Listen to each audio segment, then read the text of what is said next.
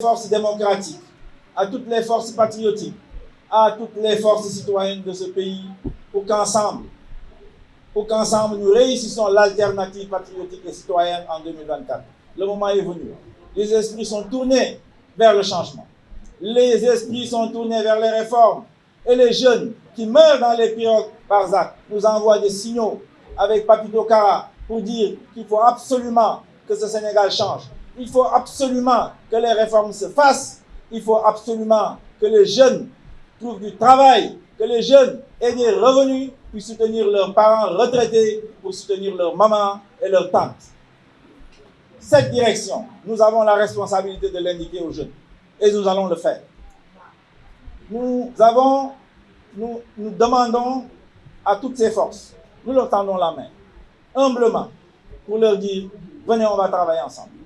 Il y a 4 blocs, 4 piliers autour desquels nous pouvons commencer à discuter de la santé des populations, la santé sinistrée dans ce pays.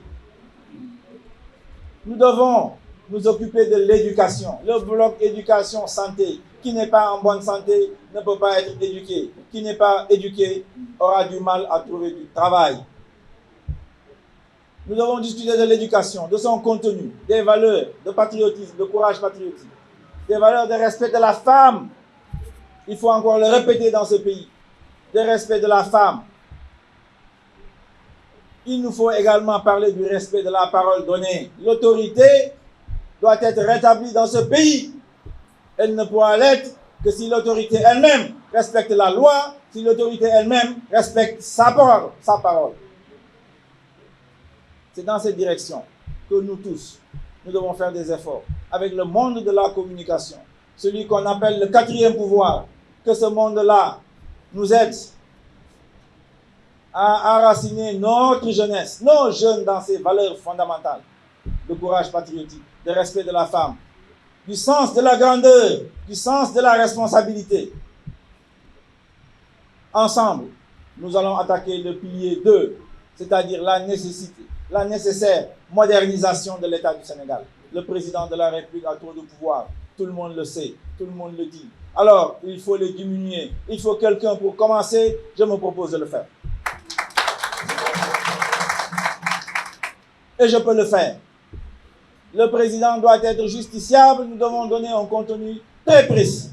Pas à la Ismaïla Madior Fall, un contenu élastique. Non. Un contenu très précis, très clair à la notion de trahison.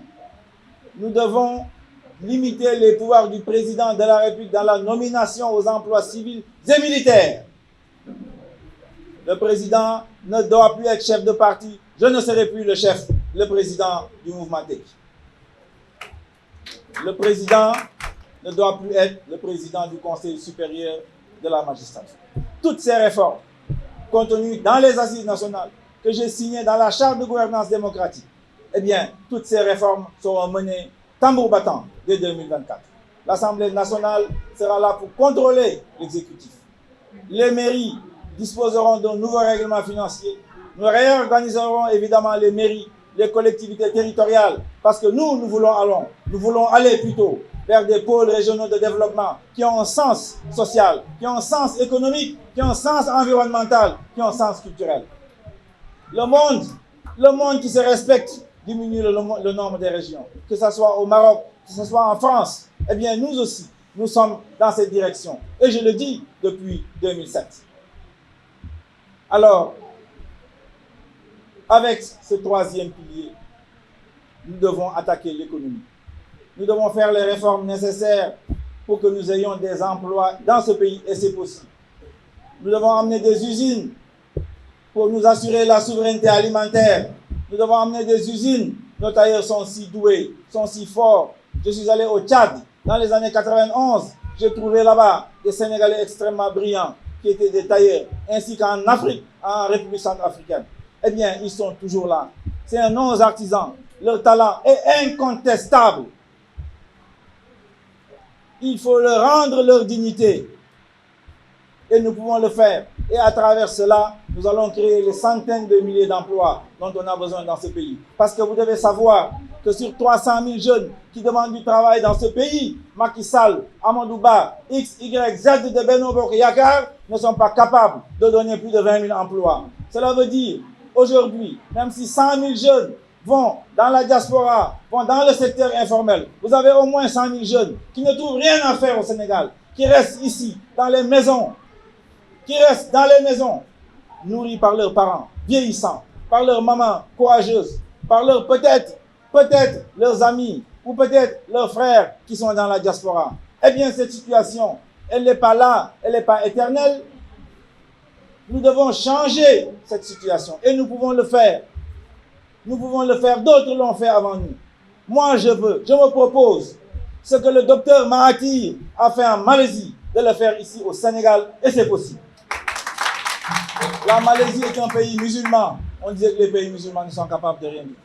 Ils ne sont pas capables de s'industrialiser. Eh bien, la Malaisie a démontré que c'est faux. Les chemins suivis par la Malaisie ne sont pas miraculeux.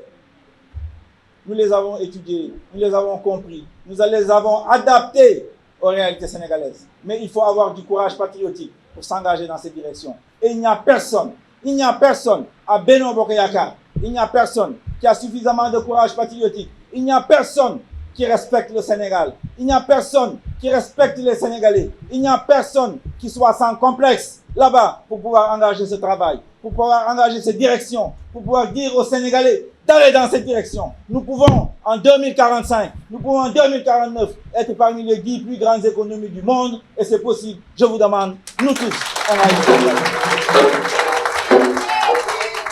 Nous devons parler de la sécurité. La sécurité, ce n'est pas une gendarmerie forte qui nous menace, dont on a peur. La sécurité, ce sont les populations qui ont confiance aux forces de défense et de sécurité, qui travaillent avec les forces de défense et de sécurité. C'est cette confiance, c'est ce travail qui permet de juguler, évidemment, les menaces extérieures, que ce soit le terrorisme, que ce soit le trafic de drogue, que ce soit la piraterie maritime, ou peut-être des attaques extérieures. Je n'en sais rien. Mais alors, pour ça, il nous faut une stratégie nationale de sécurité.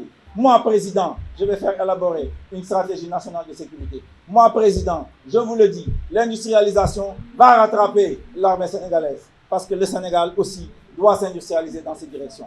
Voilà ce que je voulais vous dire ce soir. Je vous remercie tous ceux qui sont venus, les femmes, Teki Yara, l'équipe de parrainage, les responsables de Teki, femmes et hommes, nos alliés, je vous remercie et je vous dis, en avant, travaillons. On va convaincre les jeunes Sénégalais, qui vont convaincre leur maman, qui vont convaincre leur papa. Et au soir du 25 février, eh bien, l'alternative patriotique, l'alternative citoyenne, l'alternative patriotique, l'alternative démocratique, l'alternative citoyenne sera en marche. Je vous remercie.